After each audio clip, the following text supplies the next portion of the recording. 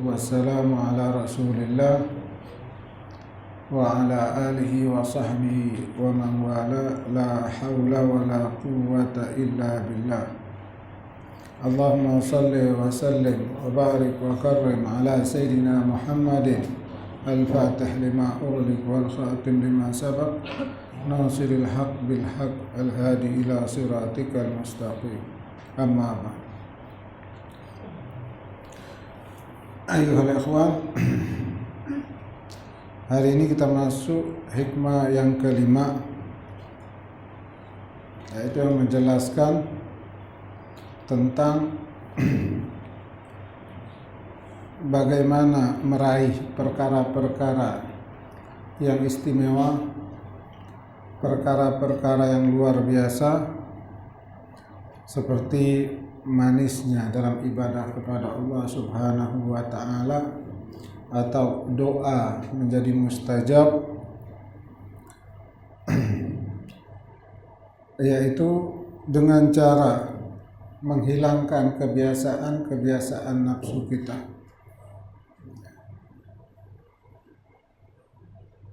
Kebiasaan-kebiasaan nafsu ini, kebiasaan nafsu yang zahir atau kebiasaan-kebiasaan nafsu yang batin ini, inilah yang menjadi penghalang untuk kita mendapatkan anugerah-anugerah yang besar, hal-hal yang luar biasa.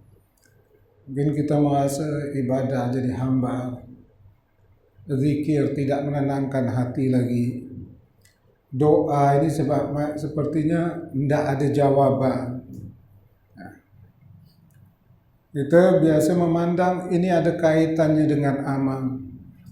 Sebenarnya di antaranya yang paling kuat, yang menjadi penghalang semua itu kita dapatkan, adalah kebiasaan-kebiasaan nafsu yang zahir dan kebiasaan-kebiasaan nafsu yang batin. Ini yang jadi penghalangnya.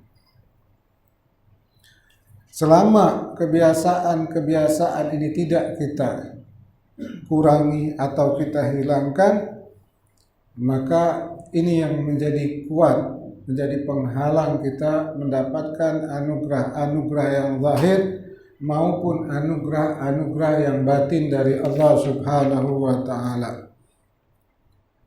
Maka barang siapa yang ingin mendapatkan hal-hal keistimewaan, hal-hal yang luar biasa dari Allah Subhanahu wa ta'ala, maka dia harus keluar dulu dari kebiasaan-kebiasaan nafsu dia.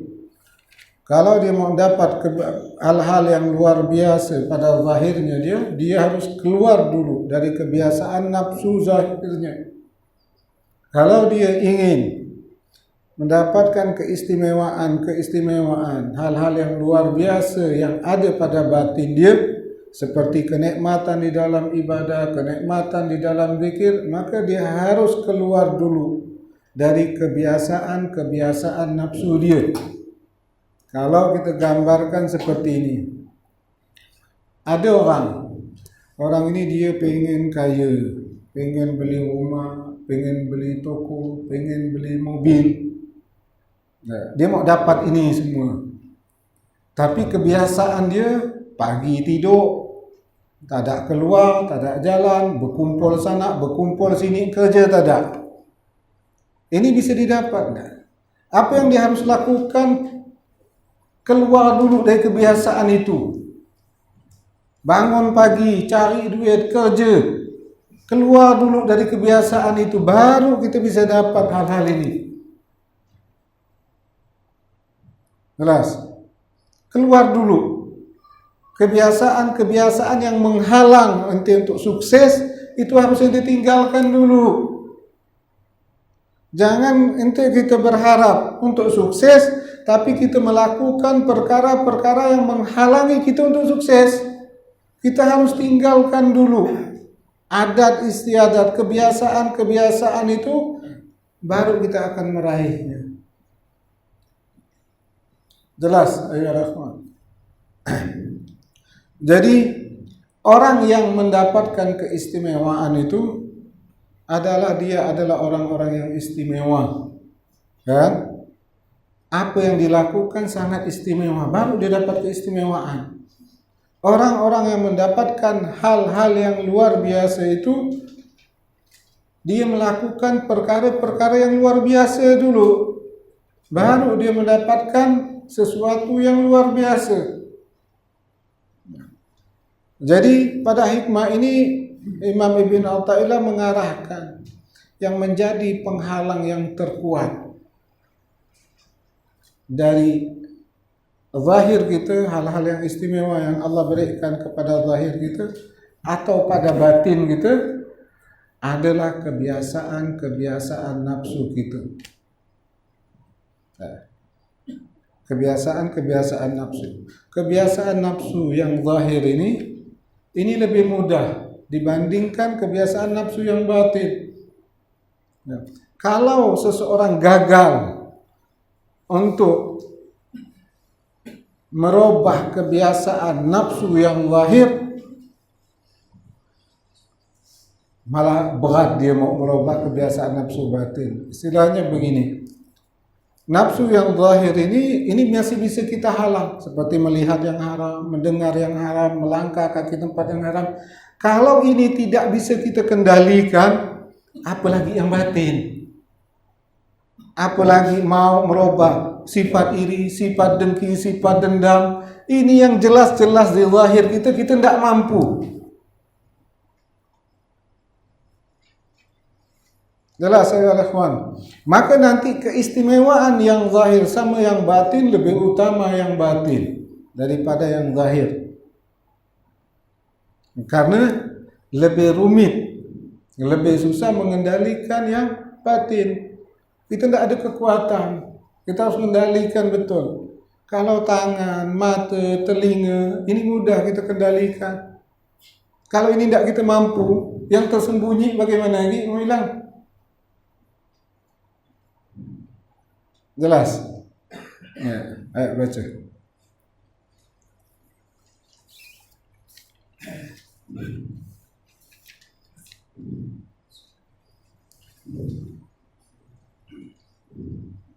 Bismillahirrahmanirrahim. Kaifa takhruqu lakal awaidu wa anta lam takhruqa min nafsikal awaidu. Bagaimana mungkin engkau akan mendapat hal-hal yang luar biasa sedangkan engkau tidak bisa mengubah kebiasaan-kebiasaanmu. Qala Imam Ahmad bin Athaillah Sakandari rahimahullah wa nafa'ana bi ulumihi wa asrarih, berkata pengarang Al-Imam Ahmad bin Athaillah Sakandari rahimahullah, semoga Allah merahmati beliau dan merahmati kita semuanya. Kaifa tukhraqul awaid wa anta lam takhriq min nafsikal awaid. Kalau arti yang sebenarnya, bagaimana dirobek bagi engkau perkara-perkara adat. Maksudnya perkara-perkara adat, kamu mendapatkan perkara yang di luar adat kebiasaan. Dirobek adat itu. Ini artinya, arti asalnya. Sedangkan engkau belum merobek dari diri engkau perkara-perkara adat itu. Adat kebiasaan tidak kamu robek. Jadi maksudnya, bagaimana mungkin seseorang berharap dibukakan oleh Allah keistimewaan, dibukakan Allah karamah, ya, dibukakan oleh Allah keistimewaan, apa keistimewaan yang zahir ataupun keistimewaan yang batin, jika dia masih terjebak pada kebiasaan-kebiasaan nafsu dia, kebiasaan nafsu yang zahir ataupun kebiasaan nafsu yang batin. Ya, bagaimana mungkin disingkap bagimu perkara-perkara yang luar biasa sementara engkau belum menyingkap kebiasaan-kebiasaan nafsumu. Jelas. Maksudnya adalah kaifa tatma'u an yuftaha laka babal khususiyya al-zahira awil karamatil hissiyya wa anta lam takhruj min awainil hissiyya. Bagaimana mungkin engkau berharap bahwa Allah membukakan untuk engkau pintu keistimewaan yang zahir, pintu keistimewaan yang batin. Ya. Bagaimana mungkin itu bisa dibukakan selagi engkau belum keluar dari adat kebiasaan nafsumu yang zahir. Nah, nanti akan saya jelaskan apa adat kebiasaan nafsu yang zahir. Bagaimana mungkin kamu mau mendapatkan hal-hal istimewa pada zahir kamu? Allah berikan hal-hal istimewa, hal-hal yang luar biasa pada zahir kamu, tetapi engkau masih belum keluar dari kebiasaan nafsu zahirmu. Wa kaifa tatma'u an yuftaha laka babal khususiyah al-batiniyah awil karamatil ma'nawiyah wa anta lam takhrud min awaidikal ma'nawiyah. Dan bagaimana mungkin engkau berharap dibukakan oleh Allah pintu khususiyah, pintu keistimewaan, pintu karamat yang batin, ya, sedangkan engkau belum keluar daripada perkara-perkara adat-adat kebiasaan batin kamu. Jadi ini ada 4 perkara yang kejelas. Yang pertama apa? Perkara-perkara adat kebiasaan nafsu yang zahir. Yang kedua, adat kebiasaan nafsu yang batin. Kemudian yang ketiga, khususiyah, keistimewaan yang Allah berikan pada zahir. Kemudian yang keempat, keistimewaan yang Allah berikan pada batin. Jadi ada 4 perkara yang dibahas dalam hikmah ini. Yang pertama, al-awaidul hissiyah. Al-awaidul hissiyah yaitu perkara-perkara atau adat kebiasaan nafsu, kebiasaan nafsu yang zahir kita. Apa kebiasaan nafsu yang zahir kita? Kakasratil akal, banyak makan. Ya. Ini kebiasaan zahir. Ini yang disukai nafsu kan? Banyak makan, wasyurbi, banyak minum, wan naumi, banyak tidur. Ini kebiasaan nafsu yang zahir. Wa kasrati khultatin nas, banyak bergaul, hidupnya ngumpul ya terus. Ya kan? Ini yang disukai nafsu kita. Kemudian wal kalam, banyak bicara, banyak omong, cakap sana cakap sini. Ya kan?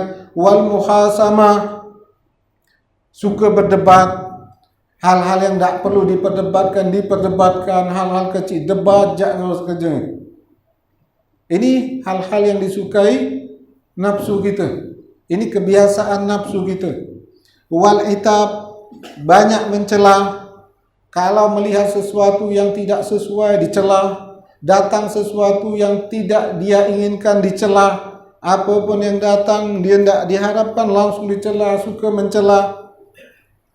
Ini adat kebiasaan nafsu kita yang zahir. Ya. Dan yang lain-lainnya di sini. Wal karamatil hissiyah. Sedangkan hal-hal yang luar biasa yang Allah berikan yang zahir apa? Seperti katayil makan waz zaman, melipat tempat, melipat masa. Seperti Allah berikan ada satu tempat biasanya umumnya sampai 6 jam, dia bisa sampai 1 jam. Allah lipatkan tempat itu. Banyak keistimewaan aulia seperti itu. Atau dilipatkan, melipat masa seperti ini. Macam seperti dia antara maghrib dan isya, orang biasa membaca 1 juz, 2 juz, dia bisa hatam antara maghrib dan isya. Allah lipatkan waktu itu, masanya. Allah melipatkan masa sehingga 1 jam dia bisa menghatamkan Al-Quran. Ini hal-hal yang istimewa yang Allah berikan. Nah. Atau wa ijabatud doa, doa dikabulkan. Kalau berdoa langsung kabul. Kalau dia berdoa kepada Allah langsung terjadi.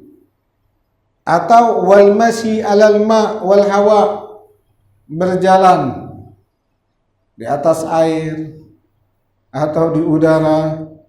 Wa qabulin nas, diterima orang-orang datang berduyun-duyun dengan dia. Wa qalbil hijara zahaban aw fiddatan, bisa merubah batu jadi emas. Ini hal-hal yang istimewa yang Allah berikan pada zahir. Atau bisa juga kita sebut dengan karamat. Nah, ini keistimewaan yang zahir. Faman arada an yuftaha lahu babul karamatil hissiyah fa alaihi bil khuruj minal awaid. Barang siapa yang ingin Allah berikan keistimewaan, hal-hal yang luar biasa tadi pada zahir dia, maka hendaknya dia keluar dulu dari kebiasaan nafsu yang zahir tadi. Banyak makan, banyak minum, banyak tidur, banyak bercakap, kumpul sana, kumpul, banyak mencela. Keluar dulu dari kebiasaan ini. Jelas. Keluar dulu. Kebiasaan nafsu ini keluar dulu dari sini. Baru Allah berikan hal-hal yang istimewa tersebut. Nah, keluar dulu. Ya. Wa dzalika bitabdilil kasratil akli wa syurbi wan naumi bitaqliliha. Maka hendaklah engkau mengganti banyak makan, banyak tidur, banyak minum diganti dengan dikurangi. Wan naumi bisahri, engkau ganti tidur di malam hari dengan bangun di malam hari beribadah kepada Allah. Wa kathrati khultatin nas bil uzla wal khalwa, bergaul dengan orang kamu gunakan untuk menjadi merenung, muhasabah kepada Allah. Wa kasratil kalam bis samti, banyak bicara diganti dengan diam. Wa kasratil muhasama wal itab, kebiasaan nafsu banyak bertengkar, banyak berdebat, banyak mencaci, banyak mencela, itu ditinggalkan dulu. Apabila kebiasaan nafsu yang zahir ini, kebiasaan nafsu yang zahir ini kita robah, maka disitulah Allah akan membukakan hal-hal yang istimewa, hal-hal yang luar biasa kepada kita. Selagi hal-hal ini masih pada zahir kita, maka kata Imam Ibn Athaillah, mana mungkin Allah akan memberikan hal-hal yang luar biasa kepada kamu, sedangkan engkau belum keluar dari kebiasaan nafsumu. Ya. Umpamanya kita ingin doa kita ini mustajab. Kalau kita ingin doa dikabulkan oleh Allah, maka apa? Keluar dulu dari kebiasaan zahir itu. Kebiasaan zahir itu keluar dulu, baru engkau diberi Allah keistimewaan yang zahir. Jelas. Kemudian yang ketiga, wal awaidul ma'nawiyah, kebiasaan nafsu yang batin. Tadi kebiasaan nafsu yang zahir. Dan keistimewaan hal-hal yang luar biasa yang Allah berikan pada zahir. Sekarang masuk yaitu keistimewaan kebiasaan nafsu yang batin. Apa itu kebiasaan nafsu yang batin? Kahubbil jah wal ri'asa wal khususiyah, suka kedudukan, suka jabatan, suka kekhususan. Dia ingin agar selalu diistimewakan, dia ingin agar selalu dikhususkan. Dari dalam macam-macam hal dia mau diistimewakan dan dikhususkan. Ini kebiasaan nafsu yang batin. Ada orang seperti mungkin ada.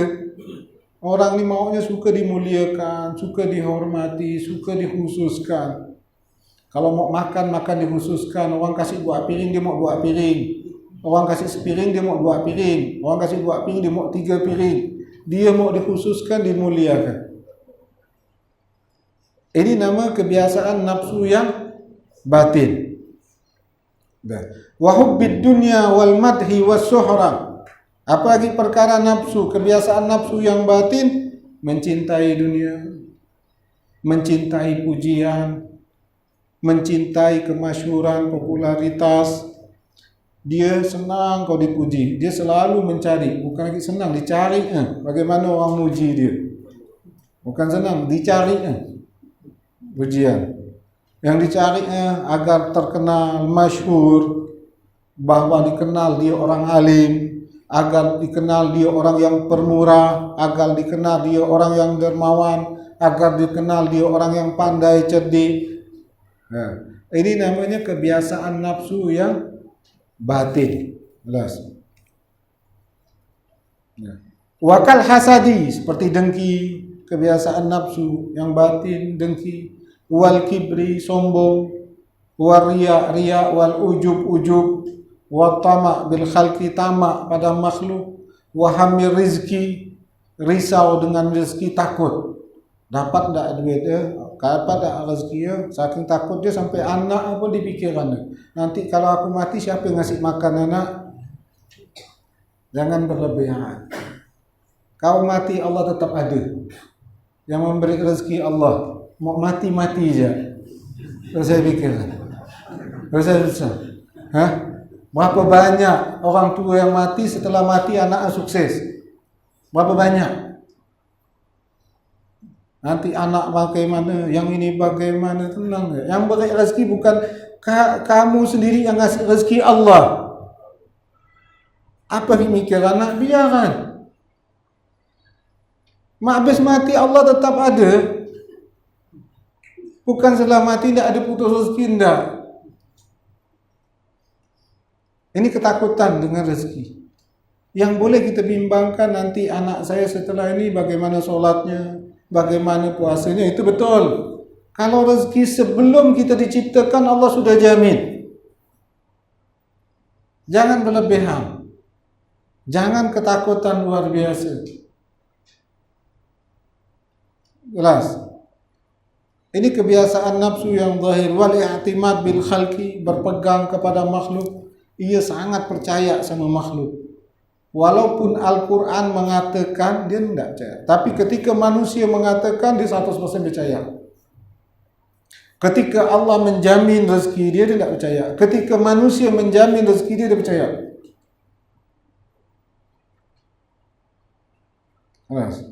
Wal qaswa, kerasnya hati. Wal hiqdi, dendam. Wa ghairi zalik, dan lain-lain. Ini adalah apa? Kebiasaan nafsu yang batin.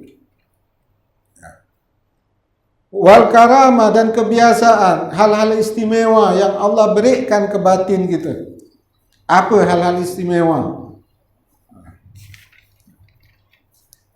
Dan hal istimewa batin ini lebih baik daripada yang zahir.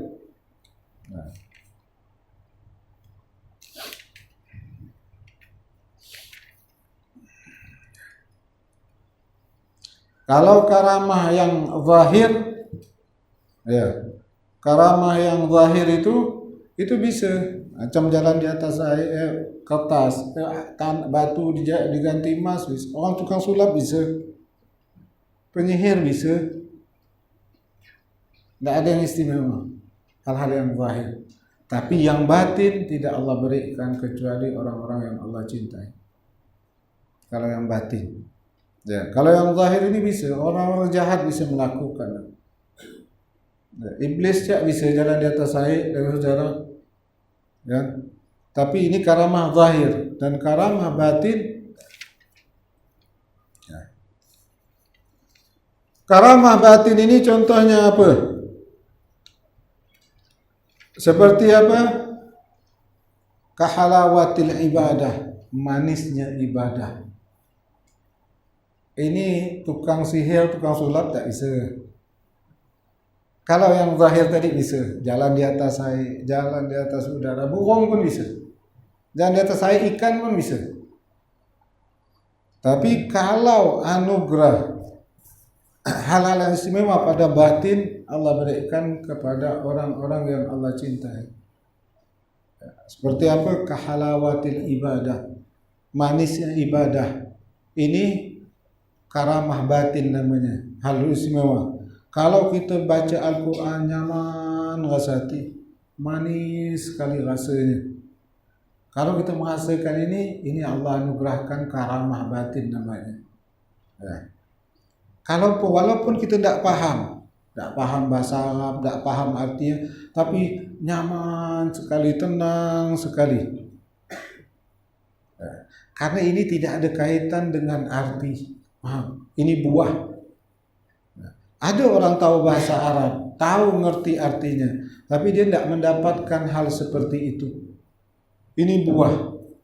Nyaman, tenang, halawatul ibadah. Macam kita dengar lagu barat bahasa Inggris tidak tahu, wah nyaman benar, goyang bergerak kaki ini goyang, ya kan? Padahal tidak tahu artinya. Itu namanya halawatul maksiat, manisnya maksiat.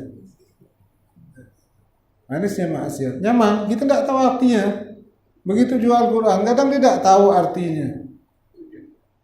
Dia tidak tahu artinya, maknanya tidak ada, tapi dia nyaman, kadang sampai nangis, manis sekali. Karena itu buah, tidak ada kaitan dengan maknanya, tidak ada kaitan dengan artinya. Banyak orang yang paham Al-Quran, dia baca tidak ada rasa sama sekali. Dia tahu artinya, tapi dia tidak menghasilkan, karena ini buah. Kalau kita mampu membersihkan kebiasaan nafsu yang batin tadi, maka akan berbuah seperti itu, seperti manisnya beribadah pada Allah Subhanahu wa taala. Kalau kita kenapa tidak bisa rasa manis dalam ibadah? Ada penghalangnya, kau tidak keluar dari kebiasaan nafsu batin. Bagaimana Allah kasih keistimewaan, hal-hal yang luar biasa. Karena bisa nyaman, bisa tenang, manis dalam baca Al-Quran, itu di luar adat kebiasaan. Itu di luar adat. Apalagi sampai tidak tahu artinya, bisa dia nyaman, bisa tenang. Ini kan hal yang luar biasa. Kita mau mendapatkan hal yang luar biasa ini, keluar dulu dari kebiasaan nafsu yang batin. Ini yang menjadi penghalangnya. Walazatil munajat, lezat dalam munajat. Ketika dia manggil ya Allah, ya Rabb, hatinya nyaman sekali. Wahai Tuhanku, dia nyaman sekali. Dia mengatakan inni ashku ilaika dha'fi wa quwwati. Wahai Tuhanku, aku mengadu kepada Engkau tentang lemahnya kekuatanku, wa qillati hilati, dan sedikitnya kemampuanku, wa hawani 'ala nafsi, dan hinanya aku di tengah manusia ini. Orang yang ada kenikmatan munajat kepada Allah, dia akan berkeluh kesah kepada Allah, bukan kepada manusia. Orang yang tidak ada merasakan lazzatul munajat, enaknya munajat, dia akan berkeluh kesah kepada manusia. Nyaman berkeluh kesah sama manusia. Dia mengatakan ya Allah, sama manggil wahai fulan, dia lebih nyaman wahai fulan. Ini buah dari apa?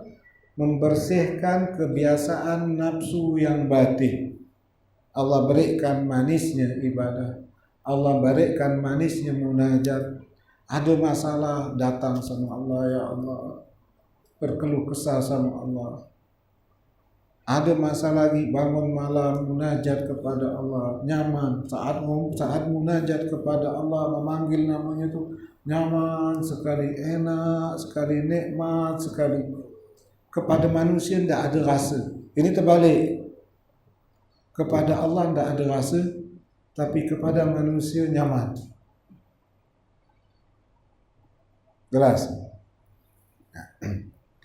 Kemudian hal istimewa apa lagi yang Allah berikan pada batin kita, yaitu al-istiqamah. Al-istiqamah. Istiqamah ini karamah batin. Yaitu orang istiqamah ini orang yang terus menerus di jalan Allah. Dalam keadaan apapun, dalam kondisi apapun, dia tetap berjalan di jalan Allah. Dia kaya, dia takwa kepada Allah. Dia miskin, dia takwa kepada Allah. Dia sehat, dia takwa kepada Allah. Dia sakit, dia takwa kepada Allah. Ini istiqamah. Keadaan apapun tidak merubah ketakwaannya kepada Allah. Kalau kita kan biasanya kalau sakit barulah bagus. Kalau sehat udah lain lagi cerita. Kalau miskin bagus ke masjid. Kalau kaya lain lagi cerita dah.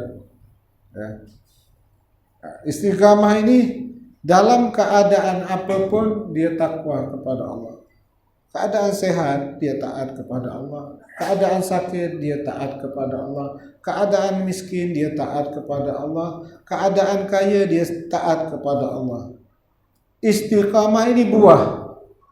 Kenapa kita sulit untuk istiqamah? Masalahnya di batin kita, kebiasaan nafsu batin tak kita bersihkan, tak keluar dulu dari sana.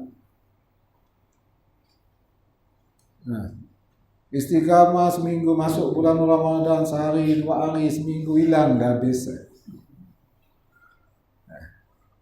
Semangat sehari, 2 hari habis itu hilang dah. Dapat duit tak udah hilang dah. Tak ada duit datang di masjid. Habis duit, datang duit lagi, keluar dari masjid.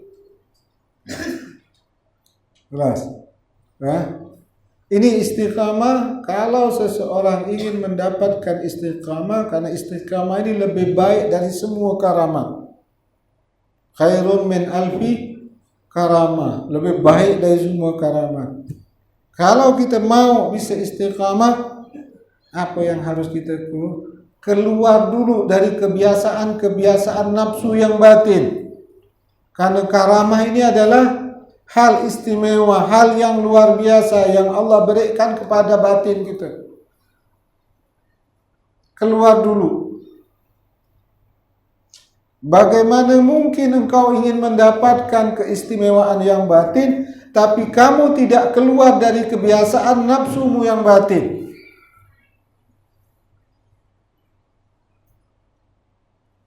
Bagaimana mungkin kita bisa merasakan kelezatan ibadah sedangkan di dalam batin kita yang ada adalah kebiasaan nafsu kita? Kita mau nyaman munajat kepada Allah, mana mungkin kita dapatkan kalau kita tidak keluar dari kebiasaan nafsu kita? Kita mau istiqamah, bagaimana mungkin itu terjadi kalau kita tidak keluar dari kebiasaan kita? Kebiasaan nafsu kita. Jelas. Wal musyahadah, lebih lagi sampai dapat musyahadah. Melihat sesuatu ingat kepada penciptanya, mendengar sesuatu ingat Allah. Apapun yang dia lihat, menyaksikan, dia merasakan, mata hatinya menyaksikan Allah Subhanahu wa ta'ala. Ini bisa dirasakan kalau dia sudah keluar dari kebiasaan nafsu yang batinnya dia. Wa ghairi zalik, dan lain-lainnya. Faman arada an yuftaha lahu babul karamatil ma'nawiyah fa alaihi bil khuruj min awaidil ma'nawiyah. Barang siapa yang ingin dibukakan baginya pintu keistimewaan ma'nawiyah, pintu keistimewaan batin tadi, hal-hal yang luar biasa pada batinnya. Siapa yang ingin manis ibadahnya, siapa yang ingin lezat munajatnya, siapa yang ingin istiqamah, siapa yang ingin dapat musyahadah, maka dia mesti terlebih dahulu keluar dari kebiasaan nafsu batinnya dia dulu. Wa dzalika bitabdil hubbil jah wa riasa wal khususiyah. Dengan demikian keluar dulu dari kebiasaan nafsu seperti suka dihormati, suka diistimewakan, suka dikhususkan, diganti bisukutil manzilah indan nas, dengan jatuhnya kedudukan di tengah-tengah orang. Suka duduk depan, duduk belakang. Kalau suka duduk belakang, duduk depan. Ada orang kan suka belakang atau samping dekat jendela janda. Kalau suka itu jangan suruh duduk belakang lagi sampai jadi. Duduk depan. Yang suka duduk depan, mau depan, nak merasa dihormati, duduk di belakang. Ganti. Ya. Jadi ada seorang laki-laki termasuk dari jamaahnya Imam Yazid Al-Bustami, muridnya Imam Yazid Al-Bustami. Dia mengatakan dia 30 tahun dah belajar menuntut ilmu sama Imam Yazid Al-Bustami. Dia mengatakan, ya Imam, saya 30 tahun dah duduk majlis ini. Tak bisa merasakan manisnya ibadah, lezatnya munajat tak bisa saya rasakan. Tanyakan sama Imam Abu Yazid ini. Karena Imam Abu Yazid dia adalah seorang yang guru, yang murabbi, yang tahu apa kendala dia ni, sehingga menghalangi merasakan manisnya ibadah, manisnya munajat. Ya. Kata Imam, cuma ini cara ekstrim. Ya. Cara ekstrim. Macam istilahnya kau mau berobat dah harus operasi lo, diangkat lo, dah ada obat lain lagi dah. Ya. Katanya besok gundul kepala kau, kata. Potak kepala. Semua cukur semua. Pergi ke pasar, jangan pakai baju-baju yang biasa saja, koyak saja. Udah gundul baju, pakai baju compang-camping lagi. Ya. Lalu katanya sampai di pasar, kau beli buah, masukkan buah itu dalam karung. Udah palak botak baju ini pakai karung lagi. Ya. Lalu kata dia, kau pergi ke sana, kau bawa buah ini, kau kasih anak-anak ini. Kalau dia mau nampar muka kau kasih buah satu. Kasih dia buah, suruh tampar muka dia. Karena memang dia murid, memang untuk baik. Dia untuk berubah, dia lakukan. Kalau kita tak mungkin kan. Pergi dia laksanakan, dilakukan. Botak kepala, pakai baju, dia beli buah, disuruh budak nampar. Ya.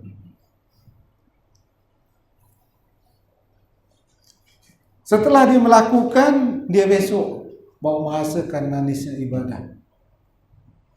Karena ada perasaan ingin dimuliakan, perasaan ini diistimewakan. Imam Abu Yazid melihat bahwa ini penyebabnya. Maka disuruh. Setelah dia melakukan, besok dia mengatakan, setelah itu saya merasakan manis sekali ibadah, nikmat sekali ibadah. Karena penyakit itu hilang, penghalangnya. Ini ekstrim. Kalau kita biarlah tak manis, yang penting tak usah malu. Ya kan? Tapi orang ini memang mau mendapatkan hal tersebut.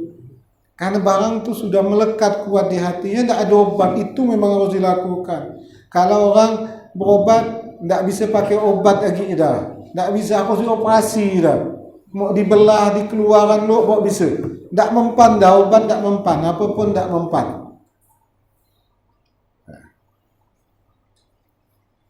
Wal kibri bit tawadhu, kesombongan diganti dengan tawadhu, riya diganti dengan ikhlas.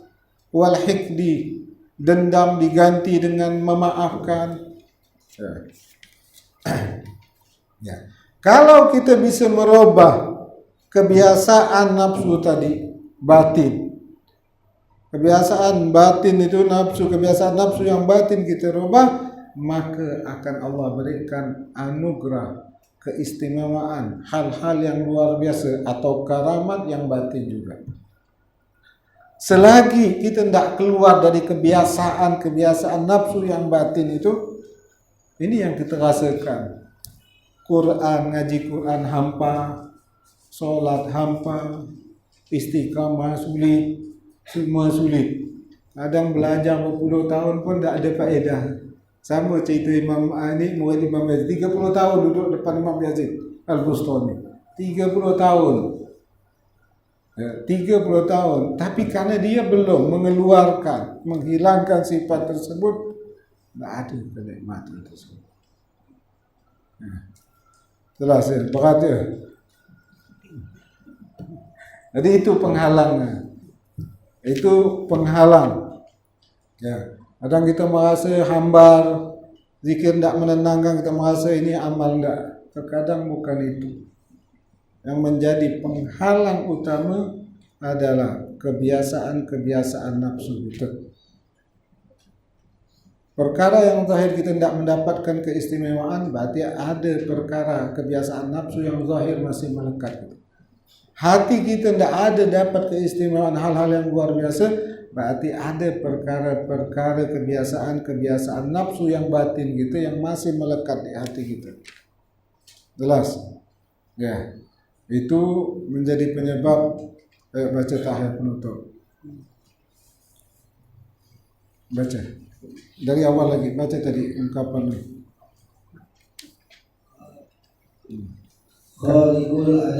Kaifa tukhraku penutup. Biar paham ini. Kaifa tukhraku lakal awaid.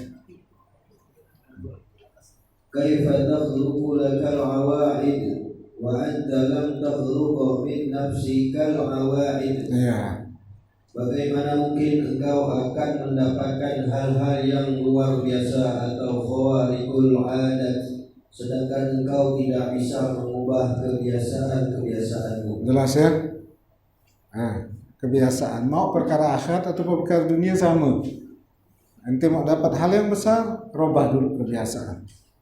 Kalau tidak, kalau tetap dengan kebiasaan, itulah jadi penghalang kebiasaan kita. Atau perkara dunia yang tadi saya jelaskan. Kebiasaan makan, tidur, tak keluar di rumah, kerja tak ada, dia mau kaya. Mau dapat duit, tidak bisa. Sampai tua pun begitu. Apa yang dia harus lakukan? Kebiasaannya dirubah dulu.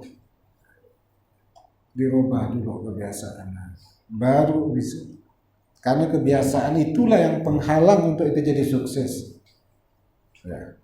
Kebiasaan yang zahir, kebiasaan nafsu yang zahir ini penghalang kita mendapatkan hal-hal istimewa pada zahir kita. Kebiasaan nafsu yang batin inilah jadi penghalang kita mendapatkan perkara-perkara yang istimewa pada batin kita.